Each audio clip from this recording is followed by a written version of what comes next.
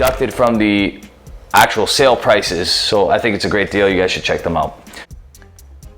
What's up, everybody? This is Whiskey in the Six. I'm Rob.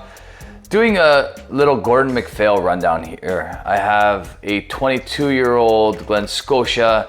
This was a Kensington Wine Market pick, 56.9%, aged in refill American hogshead cask. This one here is a Ila first fill sherry, but I believe this was released globally. 59.9% ABV. It's 23 years old, bottled in 1997. And this is an older bottling. One of my favorites from the Connoisseur's Choice line early on. It's the Aberfeldy 1993, 24 years old. This one was bottled in, I believe, 2018. Yeah, 2018. So 2018, this Glen Scotia on my right is going to be the starting one. 56.9%. Nice salinity in this one.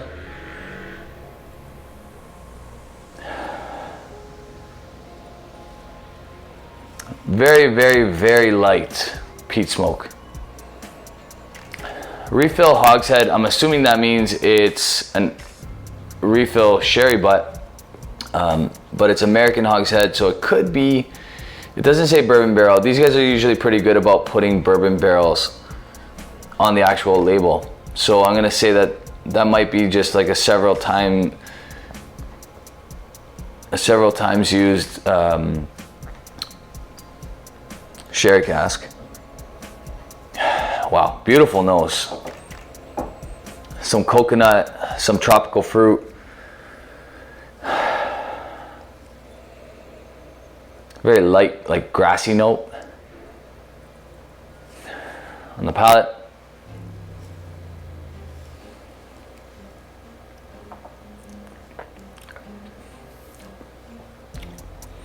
Palate's even more fruity.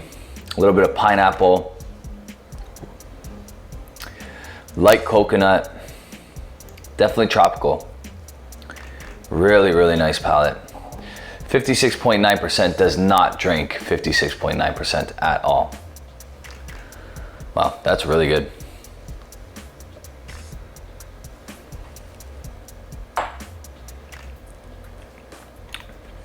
So, not cheap, but if this was a distillery release, it would be way more expensive.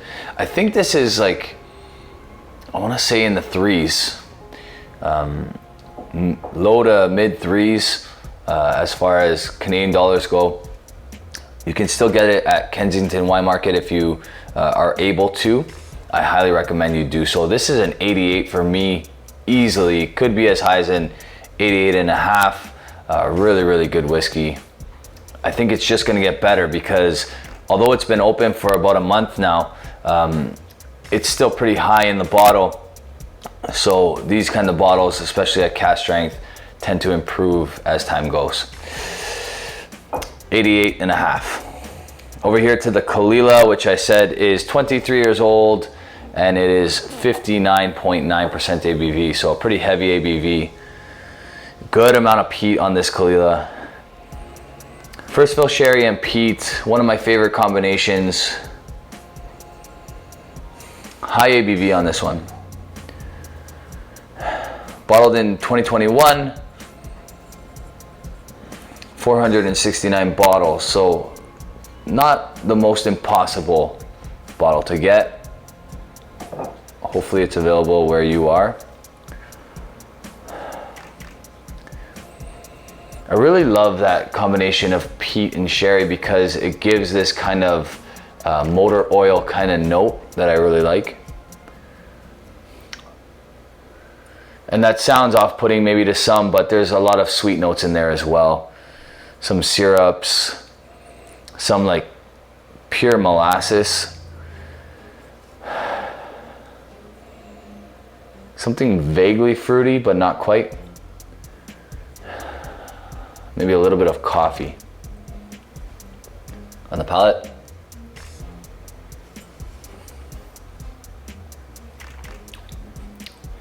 Okay, so sweeter on the palate. As Jeremy would describe, that like toothpaste, minty freshness on the palate with that peat, typical of Caol Ila for sure. But it's so well rounded, 59.9%. You do not taste it even close to that. It's not close. The heat is nowhere near what you would expect from a 59.9% alcohol.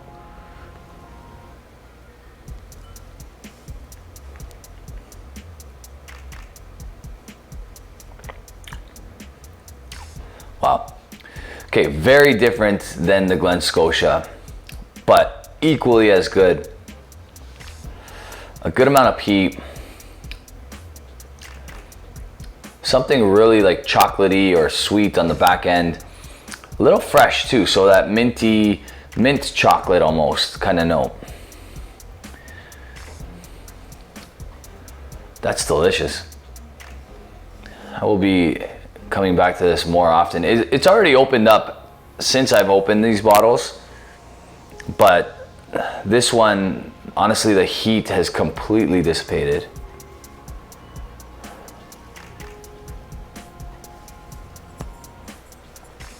That's delicious. That's an 88 for me. I'll give the slight edge to the Glen Scotia, knowing that this is probably more in everybody else's wheelhouse. This is not a pour and play whiskey. There are some notes on it that are like seasonal or day specific. You're gonna want to pick this up on a cold day. You're gonna want to pick this up when you're feeling something a little bit more abrasive, not because of the heat, but because of the flavor profile. All right, this is really, really delicious, but not for everybody. I'm gonna give this one an 88. Like I said, the slight edge to the Glen Scotia being an 88 and a half. Back to the whiskey that, if memory serves me correct, I gave a 93 based on my old scoring back in the day. All right, so let's go back to this. Oh man. Okay, so what happens on the nose in this whiskey? It's a first fill sherry punch-in. 586 bottles, so a lot of bottles, 24 years old. The nose reminds me of really, really old Highland Park. It's got this like honey, sherry, like gorgeous sweetness, salted honey, like the darkest honey you can ever think of. That's what's on this nose. And it's salted, like a salted dark honey with an element of like some red fruit in there as well. On the palate,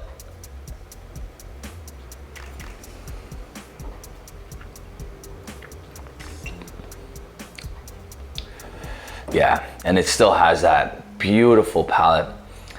58.7%. I'm proud of myself for really appreciating this back in the day, to be honest with you, because I had this 5 years ago. I reviewed this bottle.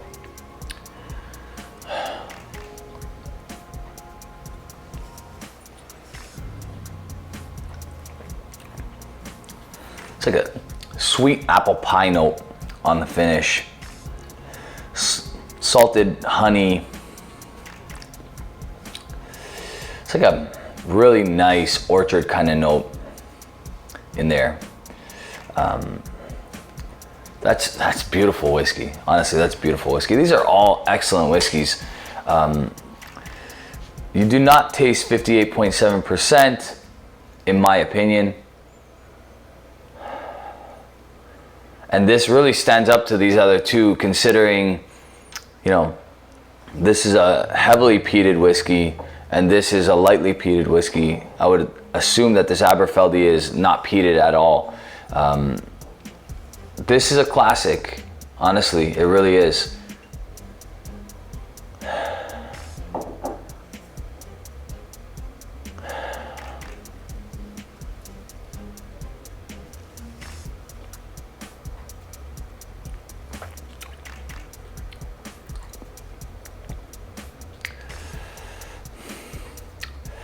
I would say my only criticism of the Aberfeldy is maybe it's a little short on the finish. Like a touch short. I'm trying to give this a fair score, that's why I'm going back to it so much.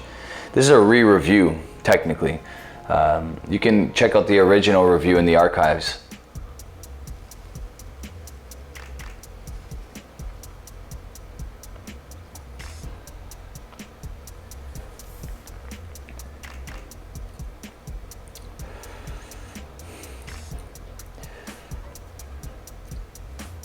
Yeah, based on my current scoring, that's an 89. Really good. It edges these two out for sure. I've had some incredible Gordon MacPhails. I love that salted honey. That it's reminiscent of a Highland Park, but I don't taste Highland Parks like this anymore. So I'm very curious about Aberfeldy because all the original bottlings are low ABV, nothing interesting in the Aberfeldy line. But Gordon MacPhail bottled this in 2018 and it's always made me wonder more about Aberfeldy.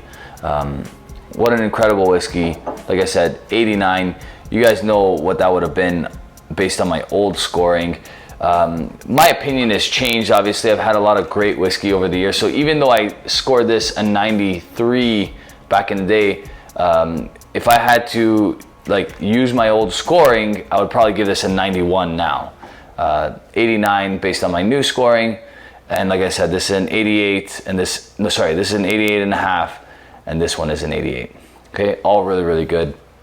The edge goes to the Aberfeldy 24-year-old. All three you can't go wrong with though. All right. The AM guys, it's the shirt I'm wearing now. This is a graphic tee. They have a whole bunch of t-shirts. They have plain t-shirts that have just a little logo on them. You can actually get the t-shirts without the logo on them if you want. More importantly is the way these things fit. They are my favorite t-shirts in my entire wardrobe. You guys got to check them out. The material is incredible. It's incredibly comfortable. It fits very complimentary to your body, and honestly it's my go-to shirt out of all my entire shirts. So check them out if you haven't already. I got a promo code below that gives you 10% off, and they're going to be doing a whole bunch of Black Friday sales coming up, a whole bunch of sales in November, so you get the 10% deducted from the actual sale prices. So I think it's a great deal. You guys should check them out. Hope you liked this video, guys. If you did, give it a thumbs up. If you really liked the video and you haven't already, hit the subscribe button. You can follow me on Instagram, Twitter, Facebook, and support this channel on Patreon. Cheers.